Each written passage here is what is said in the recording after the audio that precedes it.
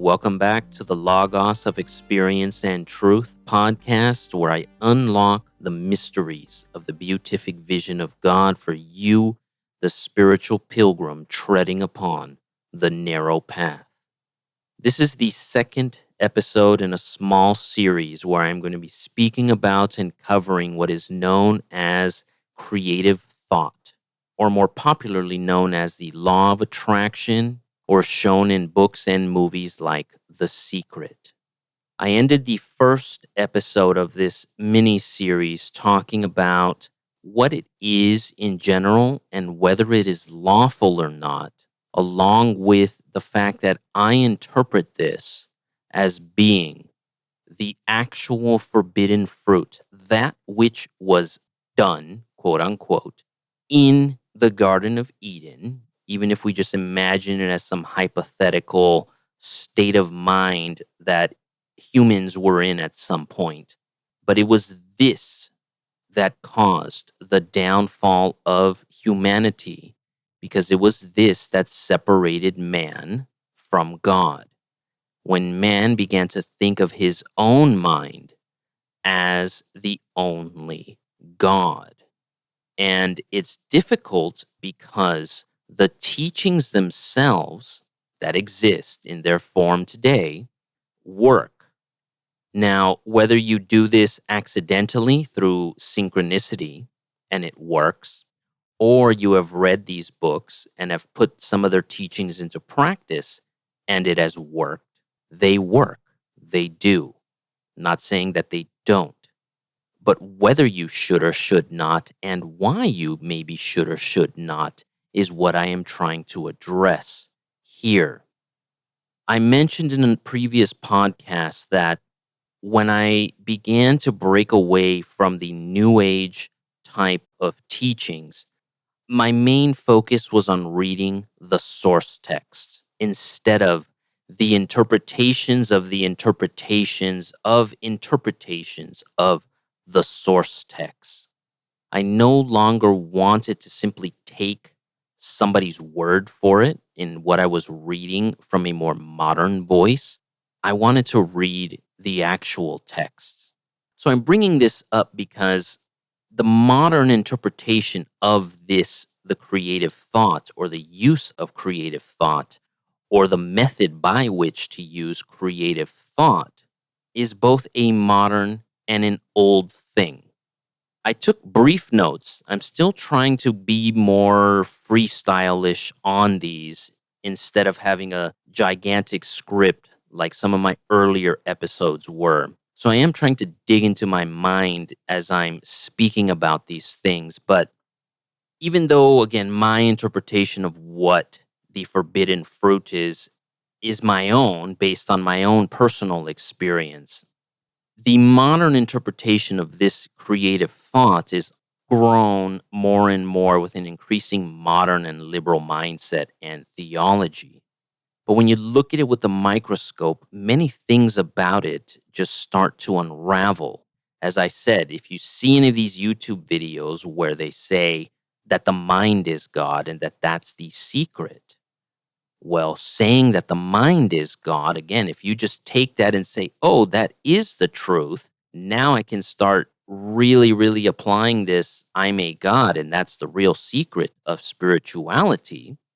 If you don't pause and then think more deeply about that, and if you don't just utterly reject the teachings of Christianity, Judaism, even Islam, you can reference some of the stuff that Islam is even talking about with their complete and utter destruction of idol worship. Again, it's what is actual idol worship, and that is what it begins to narrow down into. This is what true idol worship is. When human beings go into their mind and realize that they have the power to think and imagine something to be, and it is without any other action, that must be the power of God. Thus, we human beings must be gods. We must be God. That's what it's really referring to. And yet, that would be what the Bible is also referring to as idol worship. The only text in there that I could really point to that speaks of what the attempt of this brings in judgment. When you die or have the near death experience the way that I did and the way that many others did, and you are shown the life review and you have no control over it, and it absolutely obliterates your mind. This is when you know my mind is not God. Again, I can't impress that in any other way if you've never had that experience. But when that occurs to you, you very well know in this way, in this manner, I am not the supreme God.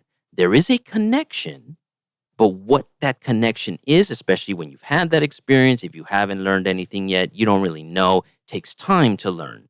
That's why it took me so long to learn, because I continued to ask that question. What occurred there? What am I in relation to it? And then obviously that's as I'm living and coming across all these other nice, juicy things like the law of attraction, the secret. How do I bring these things into reality, et cetera, et cetera? So the primary texts that I'm speaking of, because they are considered esoteric, because they are considered heresy, they were forbidden. Well, heresy doesn't actually mean forbidden, it just means not orthodox. I'm thinking of the Gnostic texts, the Gnostic Christian texts, and any of the teachings that are attributed to the name of Hermes. I'm only mentioning these ones in particular because many of the modern New Age type of teachings claim to derive their ideas from these or the Zohar or Kabbalistic type of texts in their interpretation of especially this law of attraction, creative thought, mental projection, and creation in that manner. But I've read the Gnostic text many times. I've read the works of Hermes even more so than that, and pretty much the entirety of the texts, the corpus of texts, if we put them as a whole. And I don't think I'm generalizing, and I don't think anybody that has read them would say that I'm generalizing, but every single one of them, in some way, speak about almost in the exact same way that Buddhism speaks of the path in life is to be released from suffering.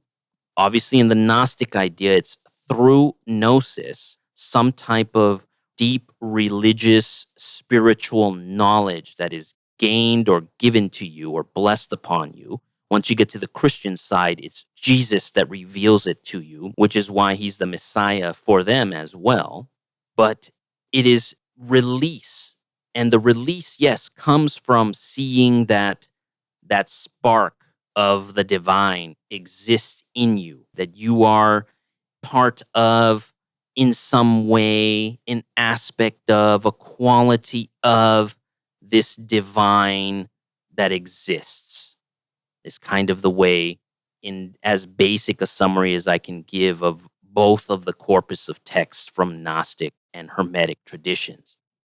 Neither of them deal with accumulation.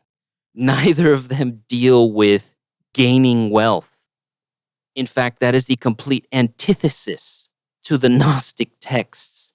That is one of the reasons why the church said that the Gnostic texts were heretical, because they claimed that the world in all of physical creation was bad and from this evil God, and thus had to be utterly rejected. And obviously, the counter to that in the Christian as well as the Jewish tradition is that God said the world is good. And so it can't be utterly denied in the way that the Gnostics were. The Hermetic texts aren't as precise with that notion as the Gnostics, but that sentiment is still there of freeing yourself from ignorance, which was equivalent to suffering. in the Hermetic text. Maybe I have that portion of it incorrect, but that was what I got from the works of Hermes. The other two traditions I'm aware of would be the Kabbalists as well as the Masons.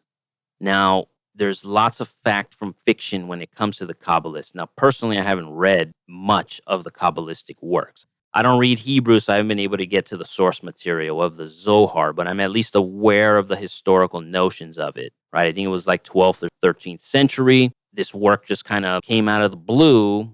And in the work, it says that the work comes all the way from Abraham. And I think in even one sense, it even says secret teachings even from Adam.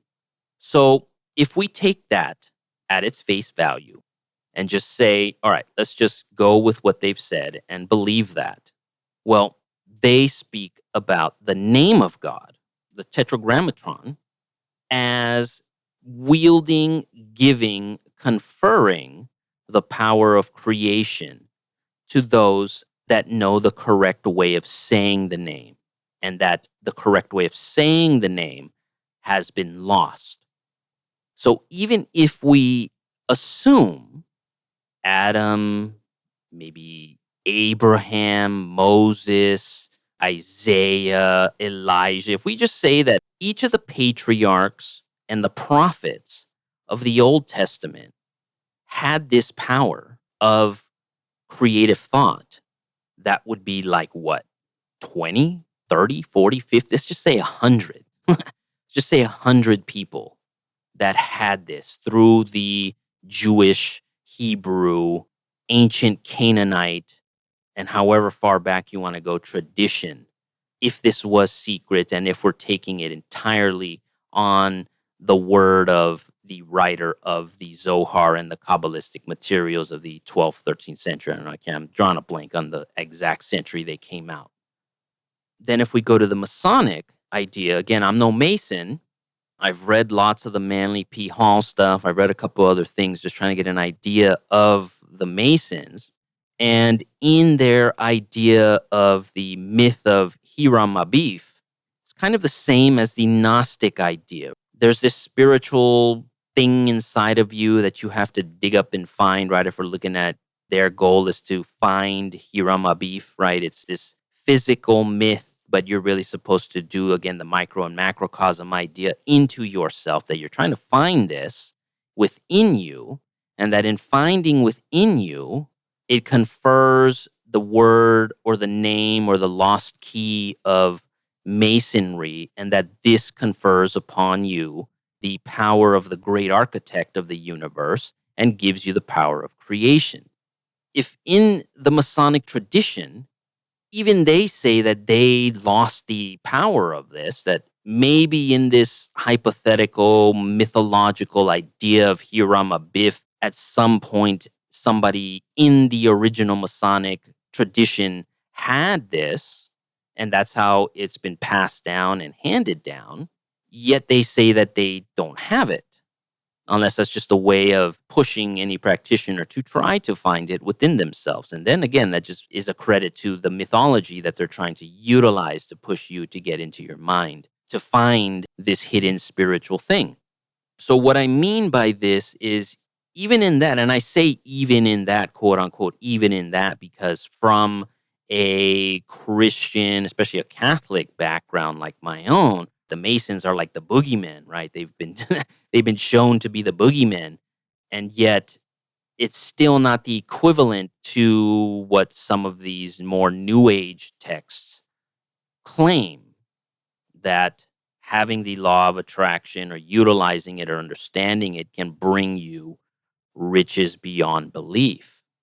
So that's an interesting point there, because that is where I will end this one, by linking that back to the idol worship, saying that your mind is God, calling your mind is God, and believing that it was being gifted that in the garden, this hypothetical myth point that gave us consciousness. Now, I counter that in my book and say that's not true, because prior to that, Adam and Eve had named all the animals. So they already had consciousness. This was a consciousness of something else.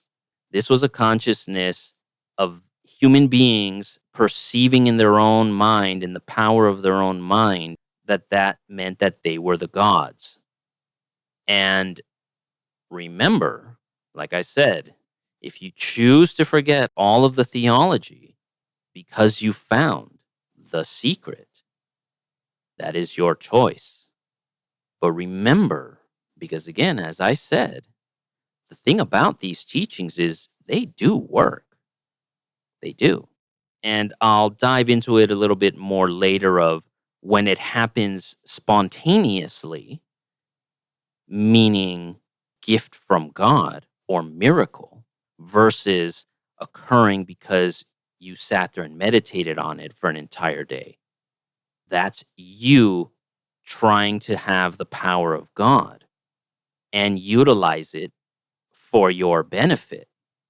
Remember, which being are we taught in theology, Christian theology in particular, that wanted to call himself God, have the power of God, and has it over the material world? That's right, the devil. So again, the forbidden fruit is calling your mind, God, and that it is God alone, as in the Gnostic teaching of Yaldabaoth, and the ignorance of that, and thus utilizing this for creative thought purposes to create wealth, in particular in today's day and age, is the forbidden fruit. And I will leave you with that. Meditate if I am making sense. I'm not saying it doesn't work. That's the point, is that it does. But there is something to this that can tear your mind apart. In the book of Job, when God finally appears and chastises Job and goes down his litany of, were you there when this happened? Were you there when this happened? How about when this happened? You're questioning me about this? Were you here when this happened? That is an ancient manner of a writer that had this experience trying to convey what it is when you really break through the ego and experience the judgment of God.